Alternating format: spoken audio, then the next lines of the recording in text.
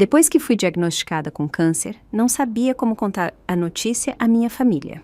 O laudo médico ficou sobre a mesa da sala por 3 dias, intocado. Ninguém perguntou nada. Foi só no 4º dia, quando não preparei o jantar porque tinha uma consulta de acompanhamento no hospital, que o telefone começou a tocar sem parar. Eram 17h30 quando saí do consultório, bem na hora do rush. Com uma mão segurando meu prontuário médico e uma pequena sacola de remédios, e a outra carregando as compras, lutei para subir em um ônibus lotado. Foi então que meu celular começou a vibrar loucamente. Uma jovem gentil se ofereceu para segurar minha sacola de compras por um momento, me dando espaço suficiente para enfiar a mão no bolso do casaco e atender a ligação. A voz aguda de Luana ecoou pelo receptor. Clara, por que você não buscou o Lucas na escola? A professora dele acabou de ligar. Ele é a única criança que sobrou na sala e está chorando rios. O pânico me invadiu. Perguntei rapidamente. Alguém já foi buscá-lo? Eu disse ao Daniel hoje de manhã que ele precisava pegar o filho, porque eu tinha consulta médica da tarde. Antes que eu pudesse terminar, ela me interrompeu com um bufido irritado. Meu Deus, Clara, o que poderia ser mais importante que o Lucas? Ele ainda está na escola. Você precisa ir agora. Eu não posso. Já fiz planos para jantar e fazer compras com minhas amigas. E o Daniel está em reuniões a tarde toda. Provavelmente esqueceu, como sempre. Não vale a pena incomodá-lo com essas bobagens. Abri a boca para dizer que também não chegaria a tempo e que talvez o João pudesse ir no meu lugar, mas ela já tinha desligado. Antes de a chamada cair, ouvi claramente ela resmungando com a amiga. A mãe do Daniel é uma inútil. Nem um simples favor ela consegue fazer. É totalmente unreliable. Senti uma forte pressão no peito. Minha mão pairou sobre a tela, quase ligando para o João, mas então me paralisei. As palavras do médico ecoaram na minha mente. Seu corpo já está muito fraco. Você vai precisar de alguém para te acompanhar nos próximos tratamentos e deve evitar estresse e tarefas domésticas o máximo possível. Se eu não sou mais boa o suficiente para ajudar, talvez seja a hora de cada um assumir suas responsabilidades. Afinal, é o filho deles, não meu. Fiquei ali, atordoada no ônibus, enquanto ele passava por 2 paradas sem que eu percebesse. Foi quando meu telefone tocou novamente. Desta vez, era João. Clara, você esteve correndo o dia todo. Percebe que o Lucas ainda está na escola, esperando alguém buscá-lo? Acabei de chegar em casa e a Luana me ligou em pânico, dizendo que tentou te contatar e não conseguiu. Por que você ainda não foi buscá-lo? A professora está esperando lá esse tempo todo. Você imagina o quanto ela deve estar irritada. A voz dele soava cheia de repreensão. Senti uma pressão ainda maior no peito, mas permaneci em silêncio. Quando ele finalmente parou de falar, respondi em voz baixa, mais firme. Esse menino tem mãe e pai. Talvez eles devam parar de depender de uma velha para tudo. Talvez tenha sido meu tom frio, distante, algo que ele nunca ouvira de mim antes, que o pegou desprevenido. Ele fez uma pausa e depois retrucou. Que tipo de conversa é essa, Clara? Não me leve a mal, mas o Lucas é nosso neto. É realmente essa a atitude que uma avó deveria ter? Esquece. Eu mesmo vou buscar o Lucas hoje. Você vá para casa e prepare o jantar. As crianças estiveram trabalhando duro o dia todo. Não é justo que cheguem em casa e encontrem a mesa vazia. Queria dizer que eu também não estava bem, que meu corpo, depois de tantas visitas ao hospital, estava exausto. Mas as palavras travaram na minha garganta. Eu me acostumara a não reclamar. Anos engolindo cada dor, cada cansaço, cada sentimento. Porque no melhor dos casos, tudo que eu ganhava era você está sendo dramática. Então, pela primeira vez, não respondi. Encerrei a chamada antes que ele pudesse dizer mais uma palavra. João viveu uma vida fácil. Nascido em uma família culta, era o tipo de homem que as pessoas descreviam como refinado e distinto. Mesmo na juventude, sua carreira fluiu sem esforço desde o início. Este ano, ele se aposentou do cargo de diretor do Museu de Arte local. Décadas imerso nas artes lhe deram uma elegância serena e culta que ainda chamava atenção, mesmo aos 67 anos. Isso, e o fato de que ele nunca precisou se preocupar com os aspectos mais complicados da vida. Honestamente, nunca precisou. Desde a infância, a mãe dele cuidava de cada mínimo detalhe. Depois que nos casamos, assumi o trabalho dela sem problemas. Ele nunca precisou se preocupar com a casa, nunca lavou uma roupa, nem mesmo os próprios sapatos.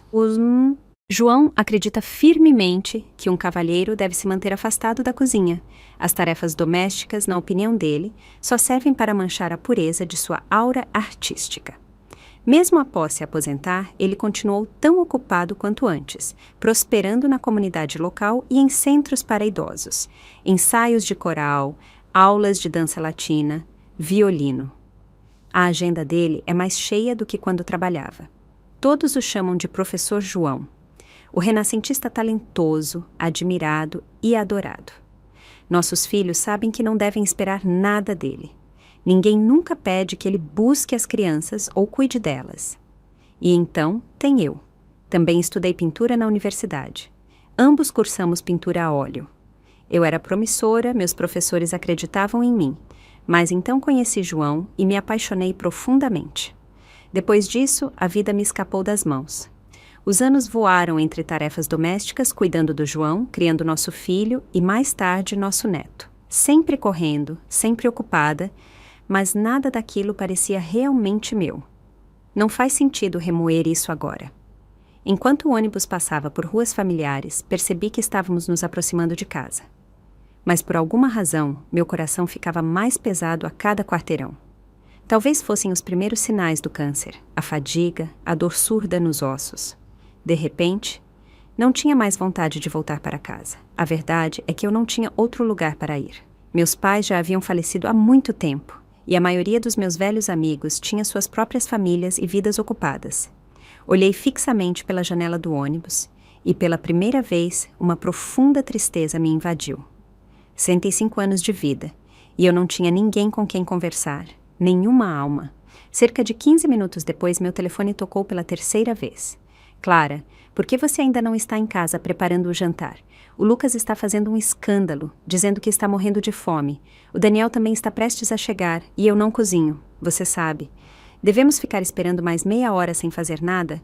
O que está acontecendo com você ultimamente? Quanto mais velha fica, menos confiável você se torna. Onde está e por que não está cuidando da casa? A voz do João não era particularmente alta, mas no ônibus barulhento, eu ainda podia ouvir cada palavra com clareza. Houve um tempo, há muito, em que a voz dele me encantava. Profunda, firme, uma voz que nunca deixava de me acalmar, mesmo durante discussões, mas agora cada palavra parecia um tapa. Acontece que até a voz mais agradável pode soar feia quando usada para repreender e menosprezar. A lente cor-de-rosa, através da qual eu o via por décadas, se estilhaçou em um instante. Nem me dei ao trabalho de responder com emoção. Vocês dois juntos têm mais de 100 anos. Nenhum de vocês consegue funcionar sozinho? O que farão se eu morrer amanhã? Vão morrer de fome? Ele ficou em silêncio, visivelmente atordoado. Antes que pudesse responder, encerrei a chamada novamente. Ele não retornou. João sempre teve seu orgulho, seu temperamento. Nunca pede ajuda, nunca recua. E eu tinha desligado na cara dele 2 vezes em um dia. Isso era mais do que seu ego podia suportar. Mas minutos depois, meu filho Daniel ligou. Parece que meu telefone virou uma linha direta hoje. Mãe, o que está acontecendo com você ultimamente? Não buscou o Lucas, não preparou o jantar e agora está brigando com o pai. Ele está tão chateado que perdeu o apetite. Vamos lá, só queremos uma noite normal. Você também não está ficando mais jovem. O que está tentando provar? Ele mal terminou de falar quando sua irmã, Ana, arrancou o telefone dele. A voz dela estava igualmente cheia de reclamações. Sério, mãe, ultimamente você anda meio relapsa. Já é tarde e o jantar ainda não está pronto. Estou morrendo de fome. Viemos todos para jantar e a Olivia disse que quer o espaguete à bolonhesa da vovó, o favorito dela. É melhor você voltar logo ou ela vai ficar histérica de novo. Não disse nada. Lembrei de quando eles se casaram e compraram casas. Fizeram questão de escolher casas a poucos quarteirões da nossa, dizendo que não suportavam ficar longe de nós. Desde então, a menos que fosse fim de semana ou uma ocasião especial para jantar fora, eles vinham aqui jantar quase todos os dias da semana. Eu tratava o Lucas e a Olivia igualmente. Buscava na escola, dava comida, ajudava com as lições. Quase todos os dias pegava Olivia na creche, ia direto para essa escola do Lucas, comprava comida no caminho e corria para casa para cozinhar para todos. Era nossa rotina, um grande e animado jantar todas as noites. Mas como a outra avó da Olivia estava de visita, eu não precisei buscá-la. Ainda assim, não sabia o que dizer agora. Deveria me culpar por me preocupar demais ao longo dos anos? Ou deveria me culpar por não ter criado meus filhos direito, criando uma casa cheia de dependentes que nunca aprenderam a se virar sozinhos?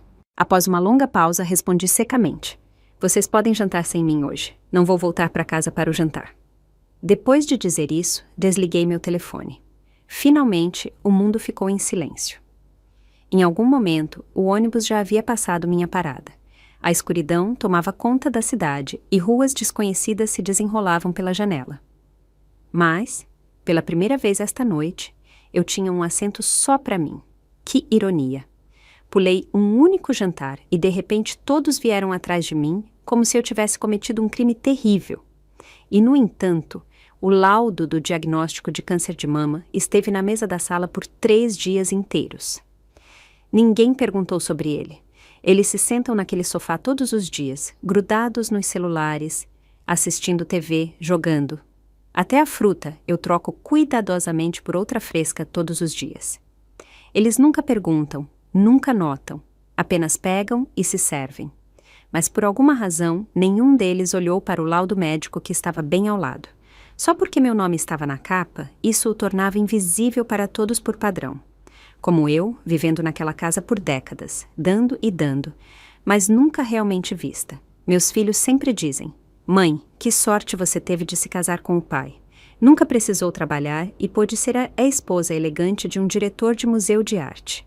Parentes falam com entusiasmo sobre como João sustentou toda a família, proveu tudo e criou 2 filhos exemplares. Que homem extraordinário! A dor no meu peito se intensificou novamente, e sem perceber, as lágrimas já começaram a se escorrer pelo meu rosto. Virei a cabeça para a janela, esperando que ninguém me visse chorar. À minha idade, sempre tenho medo de parecer patética para estranhos. As luzes da cidade lá fora se desfocaram em um véu de lágrimas, piscando, distantes, inalcançáveis. Tantas casas iluminadas por aí, mas nenhuma daquelas luzes parecia realmente minha. Naquele momento, uma mão pálida apareceu no meu campo de visão e me ofereceu um lenço. Era a mesma jovem gentil de antes. Senhora, está tudo bem? Tome, use isso, disse ela, sorrindo com doçura. A brisa perto da janela é bem forte. Cuidado para não se resfriar. Ah, e vi a sacola de remédios na sua mão. Pensei que talvez não estivesse se sentindo bem. Peguei o lenço e assenti, com a voz embargada, enquanto sussurrava. Obrigada, mas de alguma forma, quanto mais eu enxugava, mais as lágrimas caíam, até que senti que tudo dentro de mim finalmente estava desmoronando. Um simples ato de bondade de uma estranha, algo que minha própria família não me mostrou em anos. Naquele momento, algo dentro de mim mudou. Tomei uma decisão silenciosa e inabalável. Se o amor precisa ser implorado e um lar precisa ser conquistado apenas com sacrifício, então talvez nunca tenha sido realmente meu para começar. E se for assim, eu não quero mais. Quando o ônibus chegou à última parada, todos os outros desceram. Levantei-me, cambaleando. Obrigada, disse sinceramente comovida. Você me ajudou muito hoje. Você também deve estar exausta. Viajar tão longe depois do trabalho deve ser difícil. Ela dispensou com um sorriso. De jeito nenhum. Na verdade, sou apenas estagiária no hospital onde você teve sua consulta. Depois, acrescentou, quase envergonhada. Desci várias paradas atrás, mas parecia que você não estava bem. Só queria ter certeza de que você ficaria bem, então fiquei com você. Você mora por aqui? Fiquei paralisada por um segundo. E a culpa me invadiu. Meu Deus, não moro por aqui. Desculpe-me. Me sinto péssima por isso. Deixe-me chamar um táxi para te levar para casa. Obrigada por se preocupar, de verdade. Estou bem, só me sinto mal por te incomodar. Não precisa se desculpar, disse ela com doçura. Mas você deveria pegar um táxi para casa. Não parece estar se sentindo bem. Não se force. Eu posso pegar um ônibus de volta do outro lado da rua. É fácil. Não, insisti com firmeza. Você já fez demais. Isso foi culpa minha, e não vou deixar você voltar sozinha por minha causa. Insisti em acompanhá-la até a calçada e parei um táxi, garantindo que ela entrasse primeiro. Pedi ao motorista que a levasse para casa e depois dei instruções para ir à minha. Não trouxe nada hoje, só precisava de uma consulta de rotina. Agora, precisava voltar e começar a arrumar minhas coisas. Ao sair do carro, ela se virou com um último sorriso caloroso. Senhora, sabe, a medicina avançou muito. Não perca a esperança. Pode ser que tudo fique bem. Acenei e quase deixei as lágrimas escaparem novamente. De alguma forma, todo o peso, a amargura do dia, pareceram um pouco mais leves, curados, só um pouco, pela bondade de uma estranha que eu nem conhecia uma hora atrás. Quando voltei para casa, passei por um restaurante nas proximidades do nosso bairro, um lugar famoso por ser sofisticado e caro. Ouvi João e as crianças mencionarem várias vezes. Eles só estiveram lá para jantares formais ou ocasiões especiais, e sempre elogiavam o refinamento. No entanto, nem uma única vez pensaram em me levar lá. Talvez nunca me vissem como alguém que pertencesse a lugares assim. Para eles, eu era apenas uma dona de casa, alguém que economizava, cozinhava, lavava roupas. Não alguém que precisava experimentar alta gastronomia. Sem pensar muito, virei e entrei.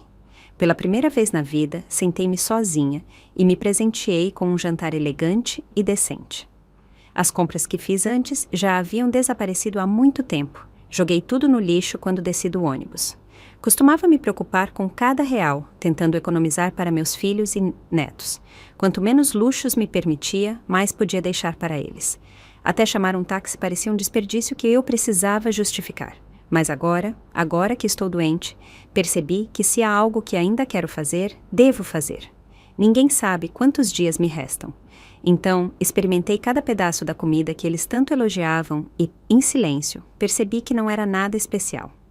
Não sou uma tola que não sabe distinguir o bom do ruim. Só nunca me deram a chance de escolher por mim mesma.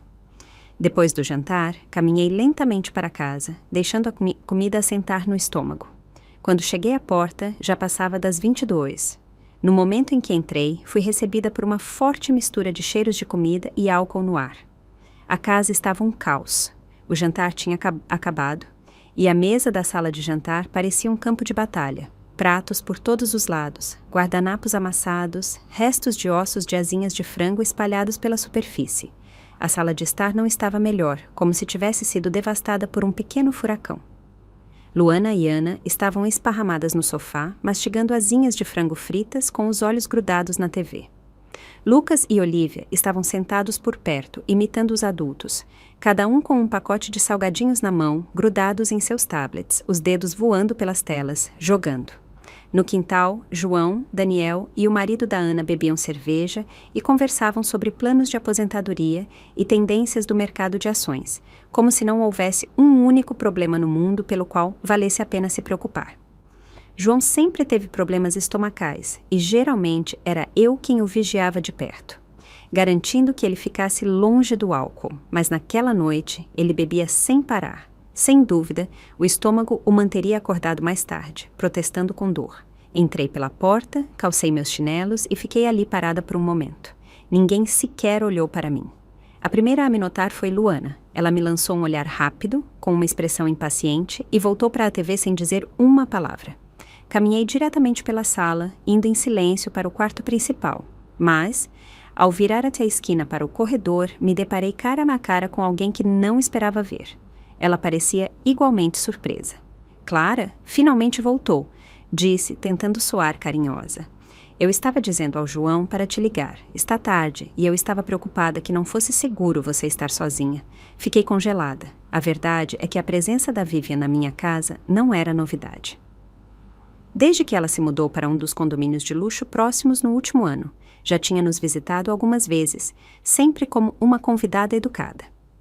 Mas agora, ao vê-la saindo do meu quarto, vestindo um conjunto de roupas confortáveis e sedosas, o cabelo despenteado e os olhos sonolentos, algo dentro de mim se contorceu. Vivian, o antigo amor do João, a garota dos sonhos dele, outrora estrela do Conservatório de Balé da Costa Leste, a deusa elegante que tinha o coração de todos os jovens na palma da mão. O tempo, ao que parecia, a tratara com especial benevolência. Ela ainda tinha a mesma elegância natural. Sua beleza, refinada pelos anos, não havia apagado nem um pouco. Naquela época, João tinha muitas admiradoras, mas só Vivian conseguiu conquistar verdadeiramente seu coração. Eles estiveram envolvidos por anos, nunca oficialmente juntos, mas também nunca realmente separados. Então, logo após a formatura, ela se casou com um magnata imobiliário 2 décadas mais velho e se mudou para o exterior. Foi quando entrei em cena.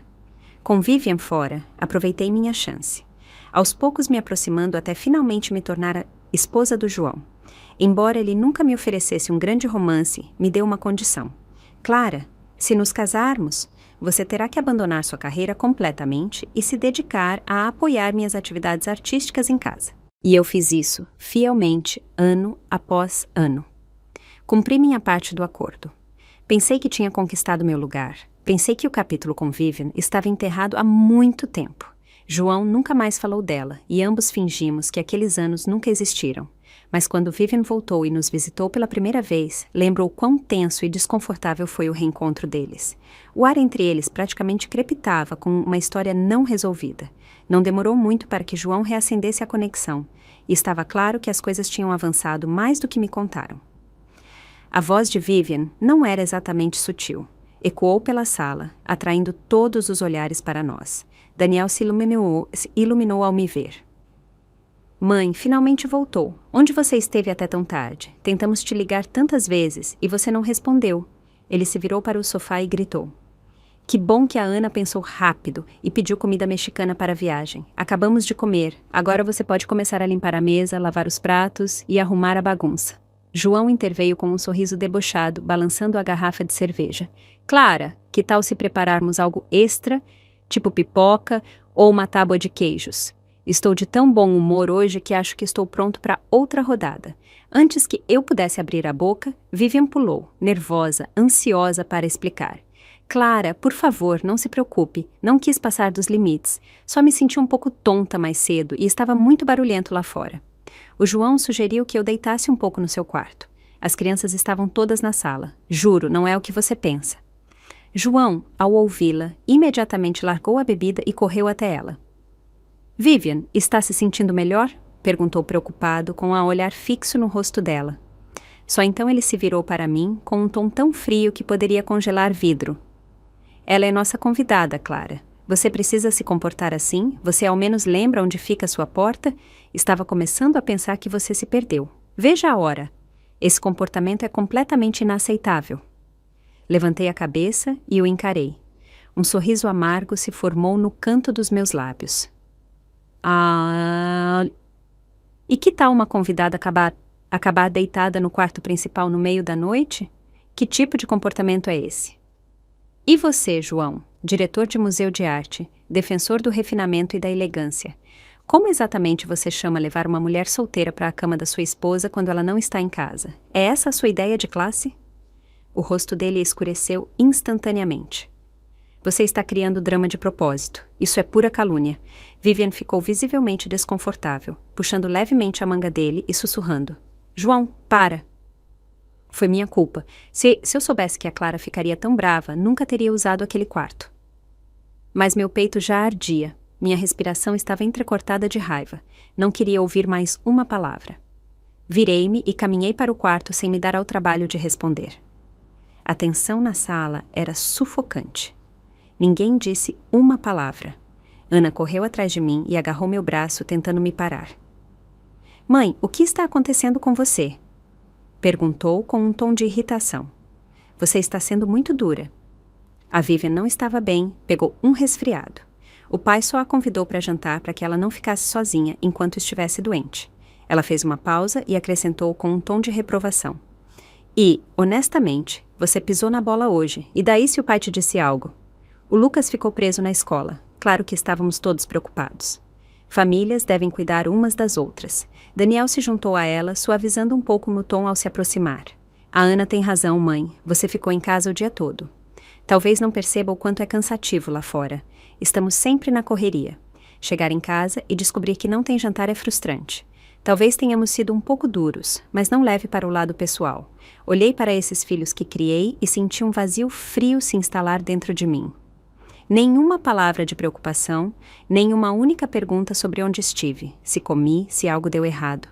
Apenas julgamentos, desculpas e expectativas.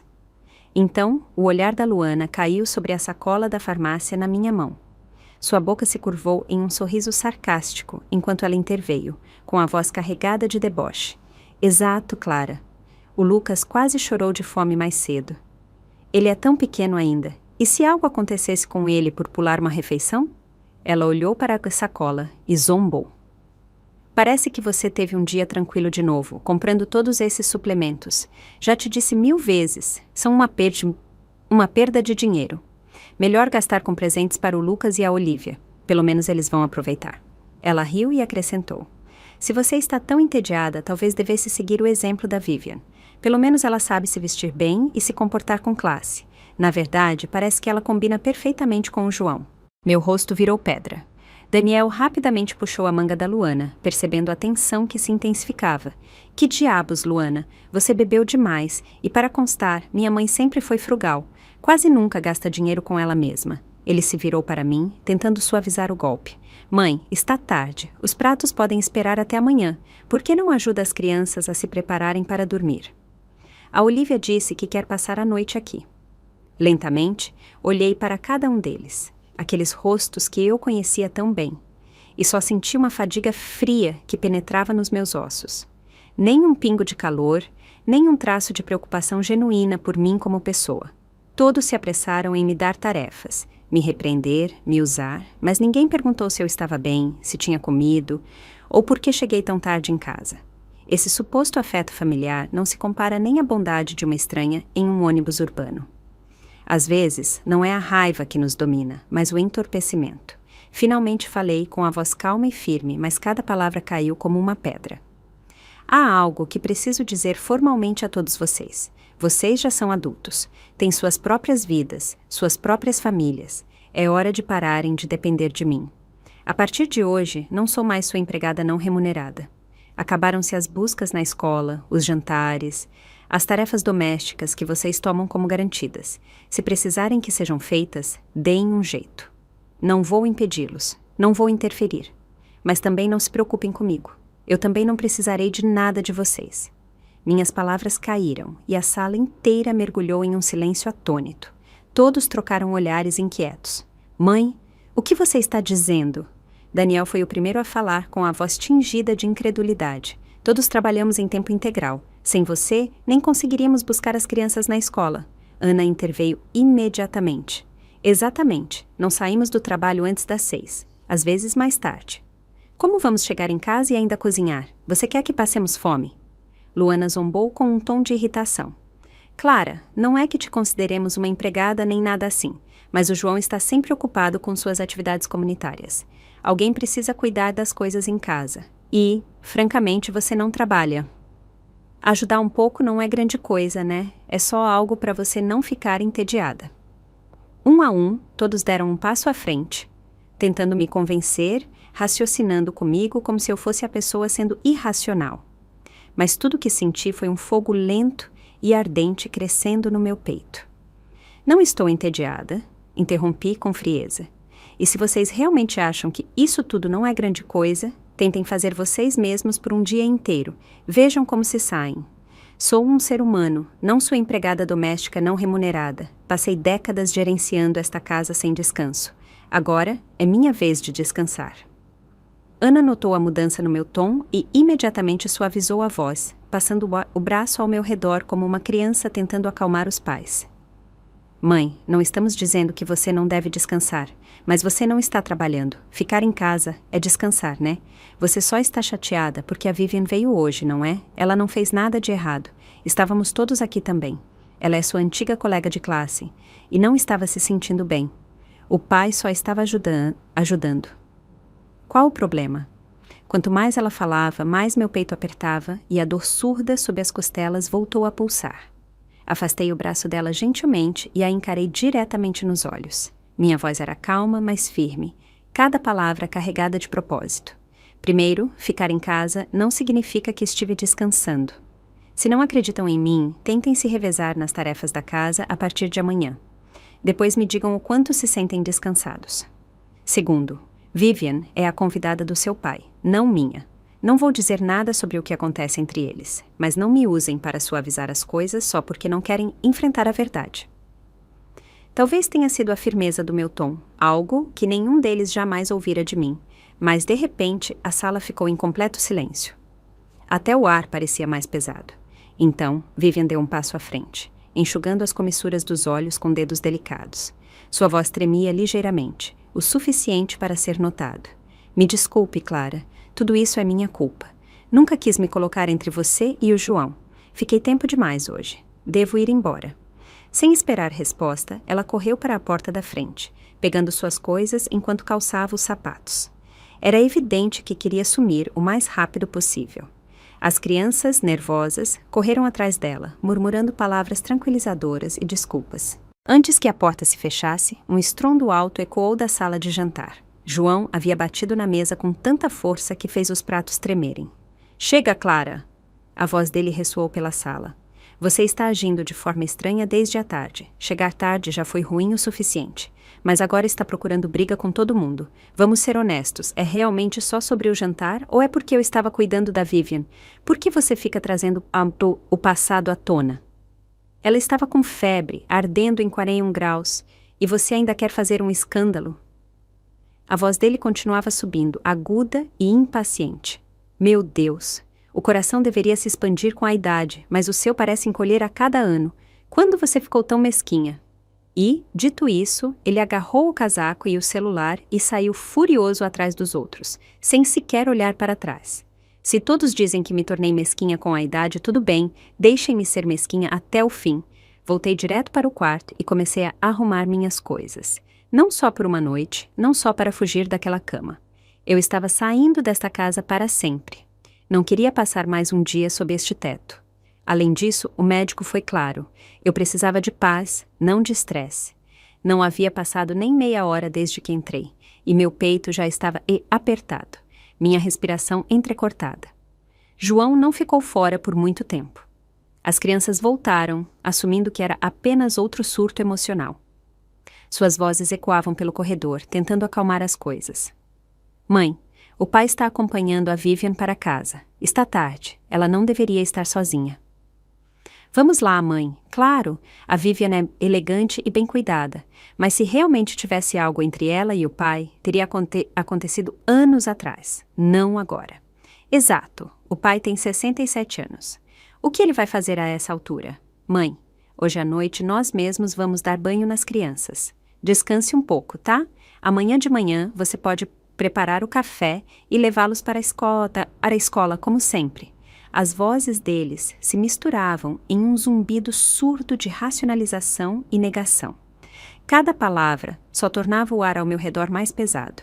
Fechei a porta do quarto sem dizer uma palavra. Arrumar as malas não levou muito tempo. Eu não precisava de muito. Algumas mudas de roupa, algumas joias, meus documentos, um carregador.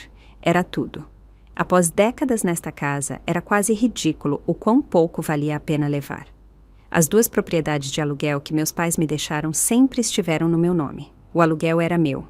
Além disso, com o dinheiro que economizei discretamente ao longo dos anos, poupando cada centavo que podia, eu tinha o suficiente para viver confortavelmente do meu jeito.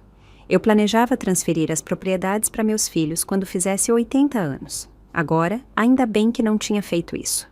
Ainda bem que eu ainda tinha uma rede de segurança. Enquanto arrastava minha mala para fora do quarto, a família da Ana já tinha ido embora. Daniel estava no banheiro, dando banho no Lucas. Ninguém me viu. Não me importei. Não me despedi. Saí e não olhei para trás. O ar da noite me atingiu como um alívio silencioso. Fiquei ali por um momento, sem saber para onde ir. Sempre diziam que eu estava protegida, que não tinha visto o mundo. Talvez agora fosse a hora. E se essa doença realmente não tivesse cura, com certeza eu não terminaria minha vida em uma cozinha ou lavanderia. O médico disse que minha radioterapia não começaria até a semana seguinte, então eu tinha alguns dias livres. Por que não aproveitá-los? Eu não sabia como reservar passagens de avião online, então fiz a coisa mais simples que me ocorreu. Parei um táxi e pedi ao motorista que me levasse direto ao aeroporto. De pé no terminal, vendo o painel de destinos passar de nome em nome, escolhi uma cidade que sempre quis visitar. Fui ao balcão e comprei uma passagem para o próximo voo disponível. Antes de embarcar, hesitei por um segundo e enviei uma mensagem à família, o suficiente para evitar que chamassem a polícia. Vou viajar? Não me incomodem. Depois, desliguei meu telefone. Foi um voo noturno curto, suave. Quando as rodas tocaram o chão, o céu ainda estava escuro. Eu tinha aterrissado em Florianópolis. Já tinha visto a cidade em vídeos de viagem. Chamavam-na de Ilha da Magia, um paraíso tropical na costa sul. Sempre quis visitá-la. Se me restava alguma paixão na vida, eram as plantas. Meu quintal sempre esteve cheio de vegetação. Cada centímetro transborda de pequenos lampejos de vida que me lembravam que ainda havia algo pelo que esperar no meu dia. João nunca teve tempo para viajar. Sempre dizia que Florianópolis era úmida demais, que o ar lá era pegajoso, nada elegante, mas eu não precisava de elegância, só precisava de alegria. Quando liguei meu telefone novamente, uma enxurrada de mensagens chegou como uma represa rompida. Todos tinham visto minha nota e agora estavam em pânico. Mãe, se você não está aqui, quem vai buscar o Lucas amanhã? Ninguém preparou o jantar. O pai não sabe o que devemos comer. Mãe, não seja tão teimosa. Você não iria de férias sozinha. Aposto que reservou um hotel por perto. Amanhã você estará em casa. Sério, você nem sabe usar aplicativos. Não tem família por perto. E se te enganarem? E se você se perder na rua? Quanto mais eu lia, mais meu senho se franzia. E então vi a mensagem final, que me fez rir alto. Uma risada fria e amarga, do João. Quanto mais velha você fica, mais infantil se torna. Estou curioso para ver se esta casa funciona sem você. Como eles não paravam de zumbir no meu ouvido, decidi abraçar o silêncio por completo. Bloqueei todos. Cada número, cada notificação, coloquei em modo não perturbe. Honestamente, não havia uma única palavra deles que eu quisesse ouvir. Mas claro, não demorou muito para que o orgulhoso "a casa vai se virar bem sem você" do João voltasse e o acertasse em cheio. Na manhã seguinte, no momento em que liguei meu telefone, fui recebida por uma avalanche de mensagens não lidas. Às 4 da manhã, João foi internado às pressas. Como esperado, foi sua condição estomacal crônica que causou problemas, desencadeada pela comida mexicana picante para a viagem e pelo álcool que ele insistiu em beber na noite anterior. No começo, ele tentou aguentar, convencido de que poderia suportar. Mas, à meia-noite, a dor o deixou dobrado ao meio. Ele procurou os remédios pela casa, mas não encontrou nada. Finalmente, acordou o Daniel e pediu ajuda, sem sucesso. Então, vieram as ligações frenéticas para mim. Dezenas de chamadas perdidas, mensagens de voz, textos, mas eu dormi profundamente após um dia inteiro de passeios e não ouvi nada. No momento em que liguei o telefone, a chamada do Daniel chegou quase instantaneamente. Mãe! Finalmente atendeu. A voz dele soava exausta. O pai teve uma crise terrível ontem à noite. A dor de estômago piorou tanto que tivemos que levá-lo às pressas para o hospital. Estou com ele desde a meia-noite e ainda tenho que ir trabalhar hoje de manhã, além de deixar o Lucas na escola. Não dou conta de tudo isso. Vamos, mãe, não faça isso. Só volte e cuide dele. Escutei em silêncio e então respondi, calmamente. Você não entendeu o que eu disse ontem. Estou de férias. Por favor, não me incomodem. E desliguei. Depois fui além. Bloqueei todos os números deles. Acabaram-se as distrações. Acabaram-se as interrupções. Eu não ia deixar nada estragar minha viagem. Contratei um guia turístico VIP privado e passei a semana mais despreocupada e libertadora que tive em décadas, explorando Florianópolis. Visitei todas as atrações principais, experimentei todas as comidas que me intrigavam e finalmente cheguei ao jardim botânico que sempre sonhei em ver. A maior surpresa, fiz até uma sessão de fotos de viagem completa. Meu guia pessoal foi incrivelmente atencioso, não só me mostrando os arredores, mas também atuando como meu fotógrafo e diretor criativo, capturando cada momento da minha viagem com cuidado e precisão. Quando vi as fotos depois, mal me reconheci. Olhos brilhantes, pele radiante, energia vibrante. Havia uma leveza na minha expressão que eu não via há anos. Acontece que eu também podia brilhar, assim como a Vivian.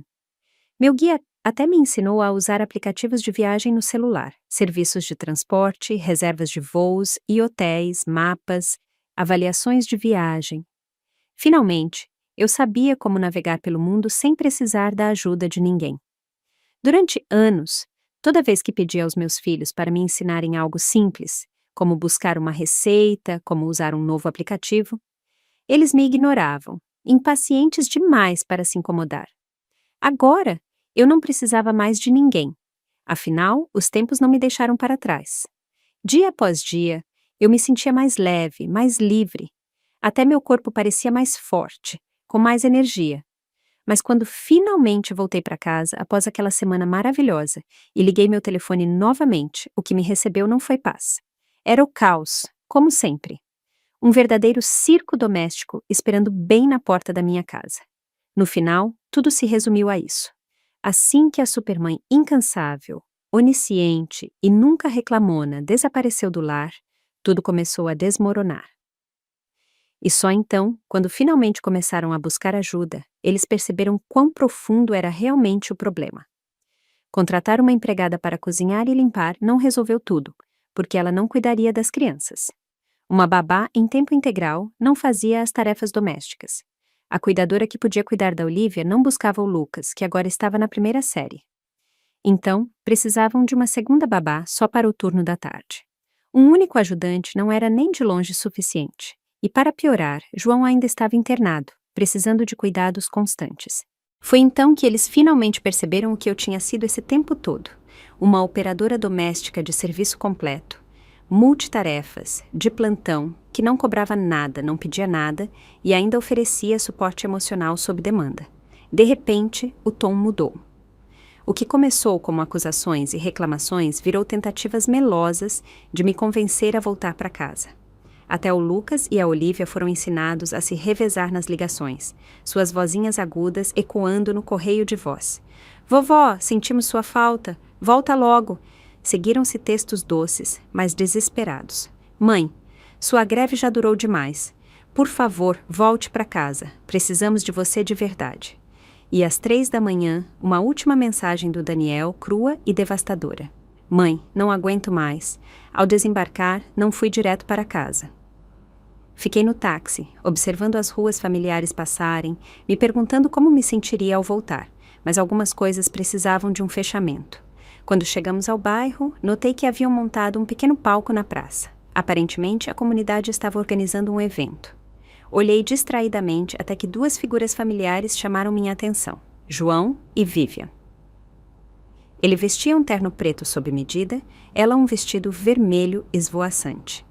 Eles dançavam um tango apaixonado sob as luzes. Seus passos eram rápidos, fluidos, impecavelmente sincronizados. Seus olhares se encontravam com uma tensão sutil, uma eletricidade tácita. Cada giro, cada elevação, cada olhar entre eles parecia uma confissão sussurrada, uma história contada não com palavras, mas em movimento. Fiquei ali, em silêncio, observando. Curiosamente, não senti raiva. Apenas uma dor surda subindo ao peito. Eles sempre foram um casal destinado a estar junto, de uma forma com a qual eu nunca poderia competir. Uma vez, me enganei pensando que tinha encontrado uma brecha na história deles enquanto ela estava fora, fingindo que era o destino. Mas, na verdade, as coisas que não te pertencem, por mais que você as segure, sempre custam algo no final. A música parou. A multidão explodiu em aplausos. João olhou para o público, examinando os rostos, e então congelou quando me viu. Por um momento, nós dois ficamos parados, nos encarando. Abaixei o olhar, não disse nada e me virei em silêncio, afastando-me. As rodas da minha mala faziam um ruído suave atrás de mim. Não tinha ido muito longe quando ouvi passos. João me alcançou, tirou a alça da mala das minhas mãos sem dizer uma palavra e começou a caminhar na minha frente. Nenhum de nós falou enquanto íamos para casa. Quando chegamos à porta, ele parou e disse em voz baixa: Clara, fico feliz que você voltou. Hesitei, depois o segui lentamente para dentro. A casa estava mais arrumada do que eu esperava. Claramente, alguém havia contratado um serviço de limpeza, mas minhas queridas plantas de interior contavam outra história. A maioria murchara por negligência, desabando tristemente sob o peso de uma semana de indiferença. Ninguém se importou o suficiente para mantê-las vivas. Sentei-me, pronta para finalmente ter a conversa que precisava ter. Mas, justo quando abri a boca, a porta da frente se abriu com um estrondo. Vivian entrou, radiante e alegre, os saltos ecoando suavemente no chão. Ela estava vibrante, cheia de vida, confiante, sorrindo como se o mundo fosse dela. João, por que não me esperou? A voz dela veio suavemente enquanto cruzava a porta, uma queixa leve misturada com uma surpresa sutil. No momento em que me viu, sua expressão se apagou. Seu olhar caiu sobre a mala ao meu lado, e então, instintivamente, sua mão escondeu a chave da casa que segurava atrás das costas. Clara, você voltou, disse, com um sorriso forçado, tentando disfarçar o desconforto. Por que não nos avisou? Teria ido te buscar. Ela se aproximou e se sentou ao meu lado, com um sorriso educado, continuando sua explicação ensaiada. Queria te contar antes. O João teve alta há alguns dias, e a casa estava um caos. O Daniel e a Ana estavam preocupados que as faxineiras temporárias não fizessem um bom trabalho e que as crianças e o João ficassem sem supervisão. Então, me pediram para me mudar para cá por uns dias para ajudar. Não se preocupe, estive no quarto de hóspedes. Assenti, sem oferecer resposta. Vivian continuou, com um tom despreocupado, quase excessivamente despreocupado. A verdade é que, se o João não fosse tão resistente a contratar uma empregada em tempo integral, nada disso seria necessário. Tudo isso pode ser terceirizado. Você não precisa se esgotar tentando fazer tudo. Essa parte eu conhecia bem. João sempre foi assim, teimoso. Apesar da renda dele, nunca permitiu que estranhos entrassem em nossa casa. Durante todos esses anos, nunca contratamos uma empregada fixa. Mas eu não tinha voltado para repetir velhos hábitos ou fazer conversa fiada. Meu tempo agora era precioso e eu não pretendia desperdiçá-lo. Virei-me para o João e capturei seu olhar. Os olhos dele também estavam fixos em mim, com um brilho indecifrável por trás. Sem rodeios, fui direto ao ponto. João, disse calmamente, quero o divórcio. A expressão dele mudou instantaneamente. Choque, pânico, até um lampejo de impotência, uma emoção que eu raramente via no rosto dele. Mas durou apenas um momento antes que ele recuperasse a compostura fria e calculada que usava como armadura. Clara, isso não tem graça, disse, em voz baixa. Na sua idade, esse tipo de brincadeira não é apropriado. Não estou brincando, respondi com firmeza. Pensei muito sobre isso, especialmente na última semana. Para nós dois, essa pode ser a forma mais honesta de alívio. O peito dele subia e descia com uma raiva lenta e controlada. Naquele momento, a porta da frente se abriu com um estrondo. Vovó! Naná! Lucas e Olivia entraram correndo, gritando de alegria enquanto se jogavam em mim. Abri os braços instintivamente e os abracei com força. Aconteça o que acontecer, eu mesma criei essas crianças. Por mais que nos afastássemos, eu ainda sentia falta delas. Mas o momento de calor durou pouco. Assim que viram Vivian no sofá, escaparam dos meus braços e correram para ela. Vovó Fada! Eles a cercaram, conversando animadamente, compartilhando histórias do dia, rindo enquanto se apoiavam no colo dela. A cena doía, silenciosa, mas profundamente. Segundos depois, Daniel e Ana entraram. No momento em que me viram, correram e me envolveram em um abraço. Mãe, finalmente chegou. Você está incrível. Deve ter tido uma viagem incrível. Estávamos desmoronando sem você. Ainda bem que voltou.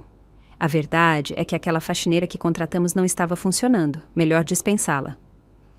Você não vai acreditar, mãe. A Vivian nos ajudou muito esses últimos dias, indo e voltando entre o hospital e a casa. Não teríamos sobrevivido sem ela. Vivian deu um sorriso modesto, levemente desconfortável. Mas antes que alguém pudesse dizer mais, João bateu o copo na mesa de repente. O som agudo ecoou pela sala. Chega! A voz dele era baixa, mas tinha peso, tensa, contida, cheia de frustração. Vocês percebem o que estão fazendo? A mãe de vocês não é a empregada de vocês. Ela acabou de chegar e vocês já estão jogando responsabilidades em cima dela.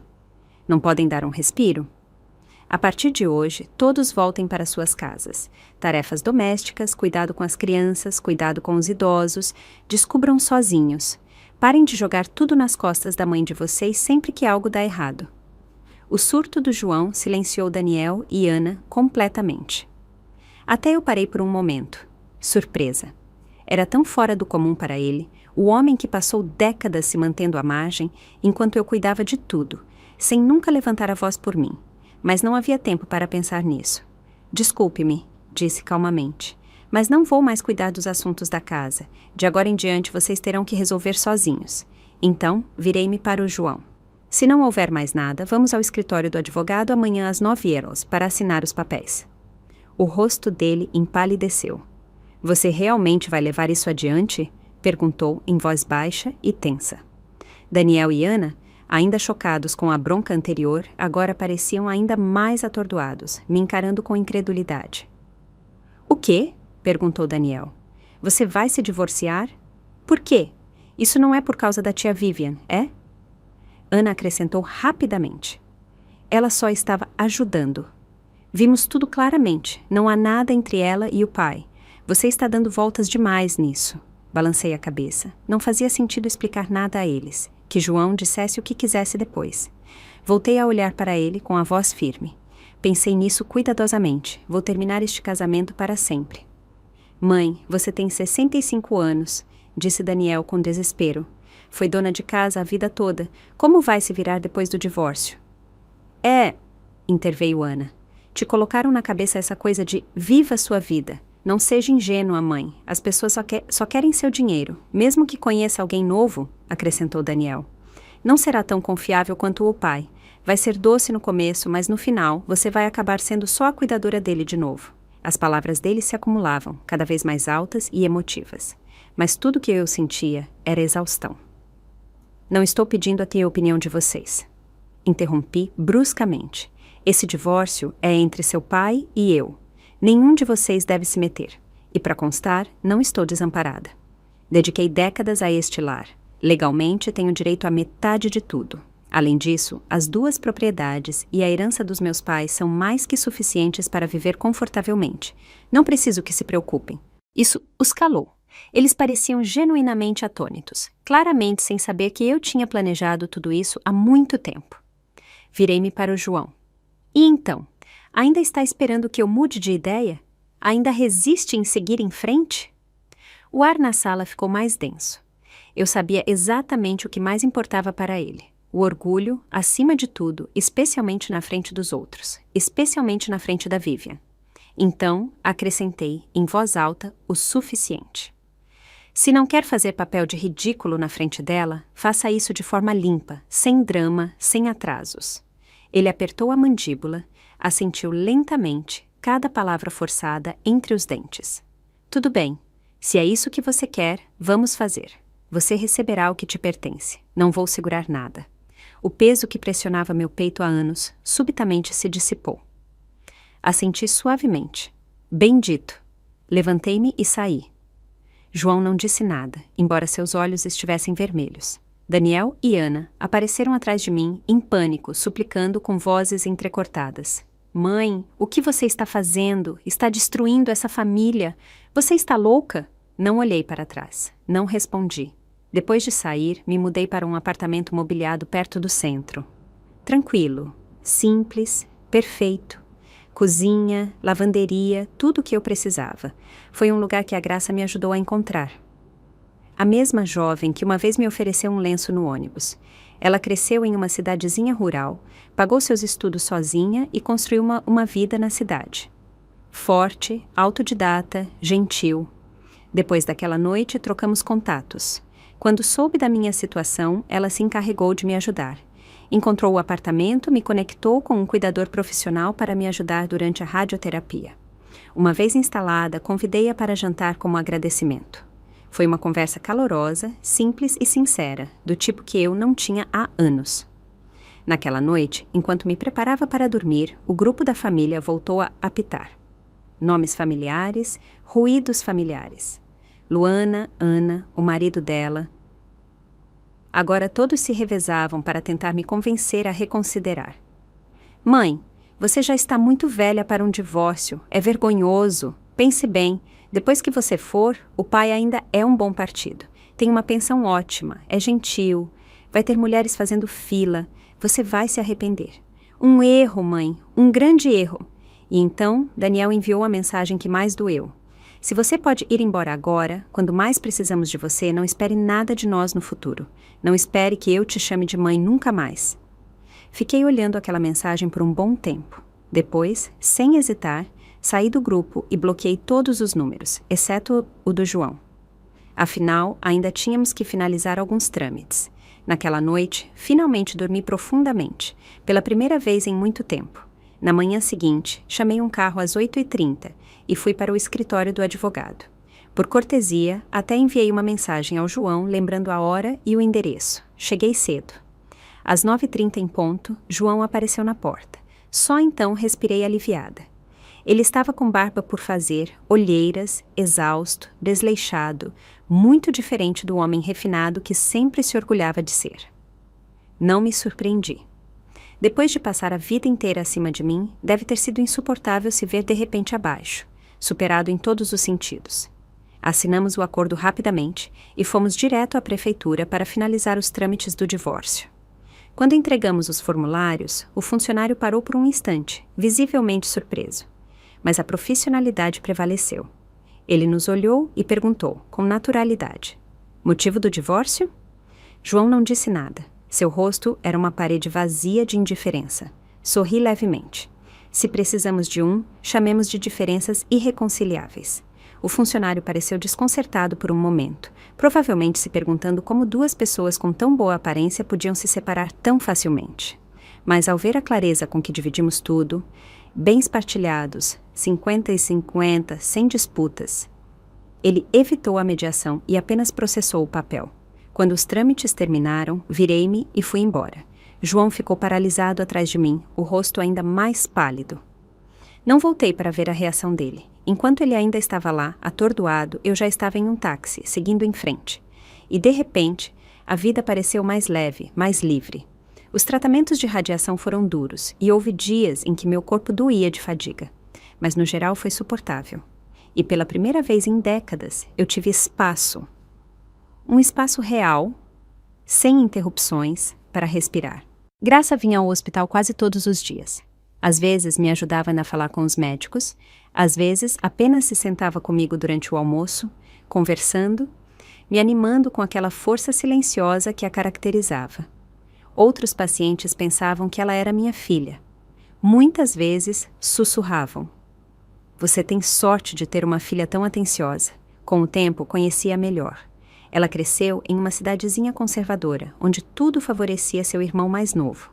Trabalhou para pagar a faculdade, custeou a própria matrícula e construiu uma vida sem nada dado de graça. Passou por mais do que a maioria imagina. Quanto mais eu aprendia, mais meu coração doía por ela. Havia nela uma resiliência silenciosa, uma força que eu admirava profundamente. Em algum momento comecei a considerar pedir que ela fosse minha afilhada. Que estranho, na verdade.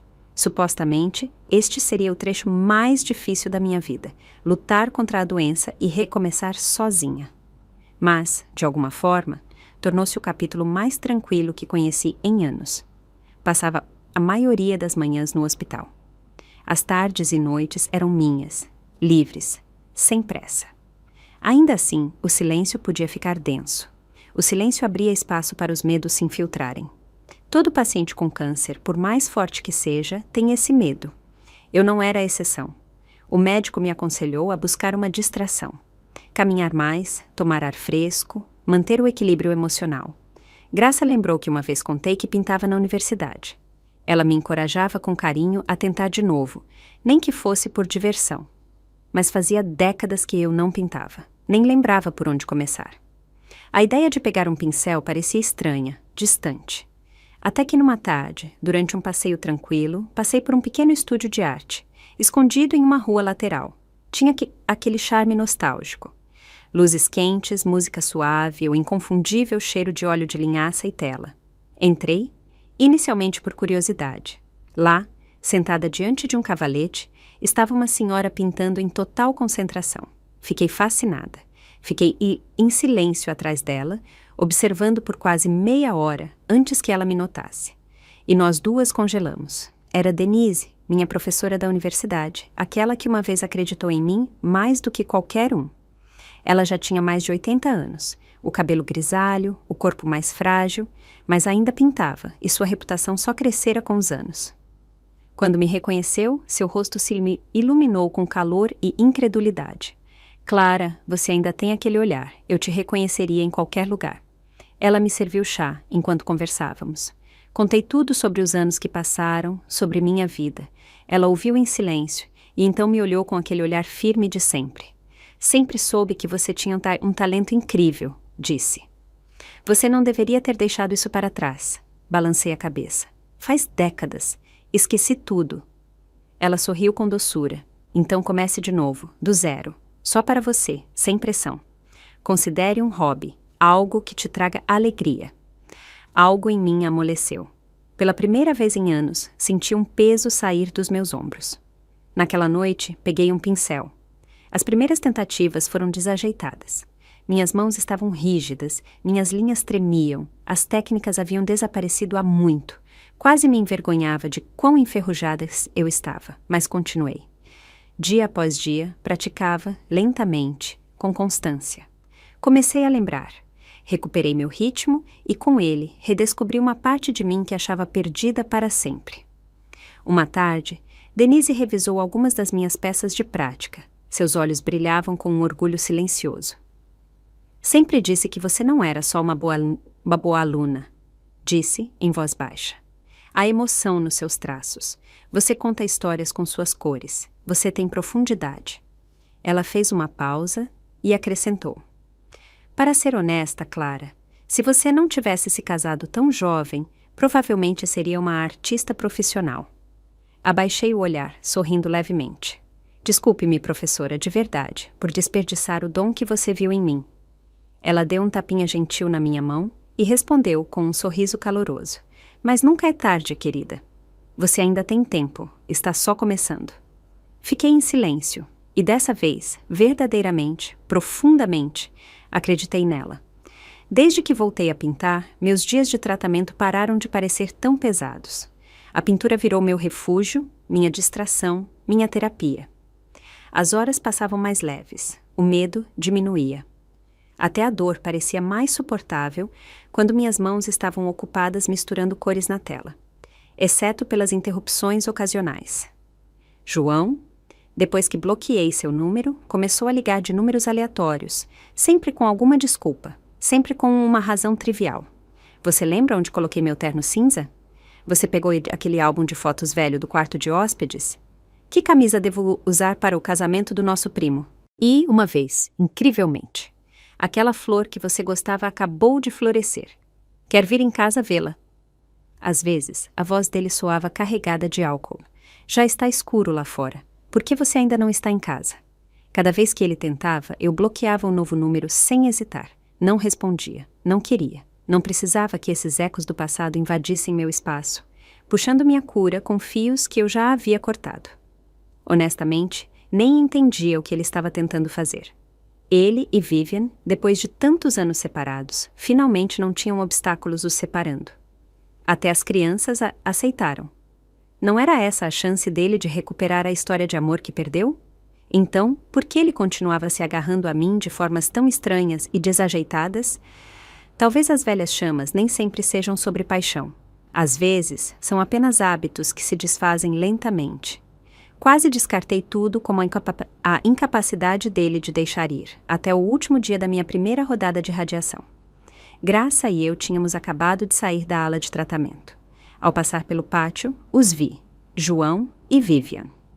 Ela estava sentada em um banco ao sol e ele se aproximava com uma sacola de receitas e uma pasta com resultados de exames na mão. A luz do sol iluminava o rosto dela suavemente. Ela levantou a mão para proteger os olhos, e João, com simplicidade, tirou óculos de sol da bolsa e os colocou nela com cuidado. Ela sorriu para ele, um sorriso suave, terno, fácil e natural. Fiquei ali, parada. João não era incapaz de ser atencioso. Ele se importava com os pequenos gestos de cuidado. Só nunca os fez por mim. A forma como eles se moviam juntos, a facilidade tranquila entre eles, parecia o fim de uma história de amor, do tipo que deveria parecer completa. Puxei a manga da Graça suavemente, pronta para me virar. Mas, naquele momento, João levantou o olhar e me viu diretamente nos olhos. Sua expressão mudou em um instante, e ele caminhou na minha direção com passos rápidos. Clara, você está me seguindo? A voz dele era cortante, acusadora. Não disse que já tinha superado isso? Ele agarrou meu braço e me confrontou, como se eu lhe devesse uma explicação. Vivian correu atrás, nervosa. Clara, por favor, Não me entenda mal, o João só estava me ajudando. Ele veio comigo fazer um teste de gripe. Estive com febre, estou meio fraca. Sorri levemente, minha voz calma. Não se preocupe, não há nada para entender mal, já assinamos os papéis. O certificado de divórcio pode não ter chegado ainda, mas, no que me diz respeito, ele é um homem livre. Assim que as palavras saíram da minha boca, Graça deu um passo à frente. Ela ainda usava o uniforme do hospital, e seu tom era firme e cortante enquanto afastava a mão do João do meu braço.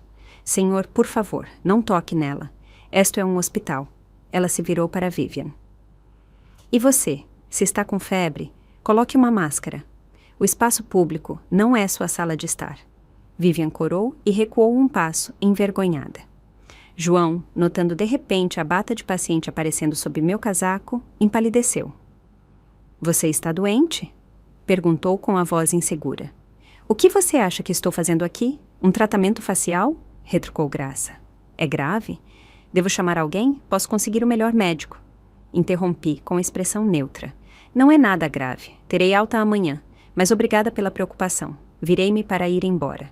João parecia querer me seguir, mas Vivian cambaleou atrás dele, quase perdendo o equilíbrio, e ele não teve escolha a não ser se virar para segurá-la. Graça o viu ir. Então me olhou e arqueou uma sobrancelha. Aquele é o seu ex-marido? Assenti. Ela deu uma risada curta. Deixa eu adivinhar. Na época você se apaixonou por aquele rosto, né? A provocação dela foi leve, sem esforço, mas despertou algo em mim. Ri entre dentes. Sabe de uma coisa? Você não está errada. E naquele momento entendi. As coisas que uma vez me consumiam, que me deixavam sensível, inquieta, agora podiam me fazer rir. Assim, a amargura que carreguei por anos começou a se dissolver. Eu estava me curando. Não só meu corpo, mas tudo o mais também. No dia seguinte, o certificado oficial de divórcio chegou pelo correio. 40 anos de casamento terminados, assinados, selados, finalizados, assim, sem mais. O capítulo se fechou. Só restava esquecê-lo.